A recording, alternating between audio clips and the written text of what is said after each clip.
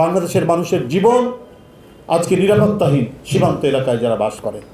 ভারত যেন এখন সরাসরি রক্তাক্ত আগ্রাসন চালাচ্ছে বাংলাদেশে, আর এটি সম্ভব হয়েছে ডামি সরকারের আত্মা বিক্রি করার জন্য, নতজানু নীতির জন্য ভারতের কাছে। মার্কিন যুক্তরাষ্ট্রের পুলিশের গুলিতে দুজন বাংলাদেশি নিহত হওয়ার তীব্র প্রতিবাদ জানিয়ে প্রধানমন্ত্রী শেখ হাসিনা সেটির বিচার চেয়েছেন।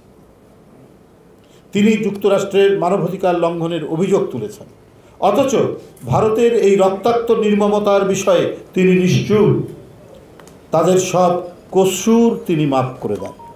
কারণ ওবায়দুল কাদের সাহেব তো বলেছিলেন যে আমাদের যে তাদের যে ডামি নির্বাচন, সেই নির্বাচনে ভারত তাদের পাশে ছিল।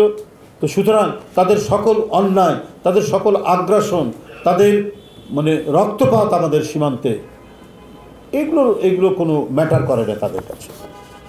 বাংলাদেশের মানুষের জীবন আজকে নিরাপত্তাহীন সীমান্ত এলাকায় যারা বাস করে, মানুষের জীবন এই সরকারের কাছে এটা কোনো বিষয় নাই, কোনো মূল্য নাই। 1, 2, 3 ঢাকায় জমি জিতে নিন 100% ক্যাশব্যাক সহ 20 কোটি টাকার পুরস্কার।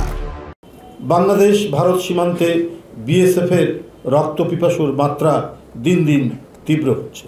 আওয়ামী সরকারের একতরফা ভারত তোষণ নীতির কারণেই বিএসএফ বাংলাদেশিদের মানুষ বলে গণ্য করে না। আপনারা নিজেই শুনেছেন, আমি এর আগেই বললাম, একবারে খুল্লাভাবে ভারত তোষণ নীতি এই সরকার করেছে। কারণ তাদের অবৈধ নির্বাচন, তাদেরকে ক্ষমতায় থাকার একমাত্র গ্যারান্টি হচ্ছে ভারতের সরকার।